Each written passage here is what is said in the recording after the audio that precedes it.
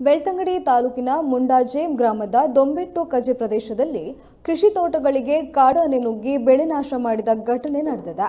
ಒಂಟಿ ಸಲಗವೊಂದು ದಾಳಿ ನಡೆಸಿ ರತ್ನ, ಬಾಬುಗೌಡ, ಜಿನ್ನಮ್ಮ ಮೊದಲಾದವರ ಅಡಿಕೆ, ತೆಂಗು ಹಾಗೂ ಬಾಳೆ ಕೃಷಿ ನಾಶ ಮಾಡಿದೆ. ಆನೆ ದಾಳಿ ನಡೆಸಿರುವುದು ಗಮನಕ್ಕೆ ಬಂದಂತೆ ಅಕ್ಕಪಕ್ಕದ ಮನೆಗಳಿಗೆ ಮಾಹಿತಿ ನೀಡಿದ್ದಾರೆ. ತಕ್ಷಣ ಸ್ಥಳೀಯರು ದೊಂದಿ ಹಿಡಿದು ಪಟಾಕಿ ಸಿಡಿಸಿ ಆನೆಯನ್ನು ಕಾಡಿನತ್ತ ಓಡಿಸಿದ್ದಾರೆ. ಘಟನೆ ಕುರಿತು ಅರಣ್ಯ ಇಲಾಖೆಗೆ ಮಾಹಿತಿ ನೀಡಲಾಗಿದೆ. ಇನ್ನು ಮುಂಡಾಜೆ ಕಡಿರುದ್ಯಾವರ ಪರಿಸರದಲ್ಲಿ ಮತ್ತೆ ಕಾಡಾನೆ ಕಾಣಿಸಿಕೊಳ್ತಿದ್ದು ಅರಣ್ಯ ಇಲಾಖೆ ಅಧಿಕಾರಿಗಳು ಈ ಬಗ್ಗೆ ಗಮನ ಹರಿಸಬೇಕಾಗಿದೆ.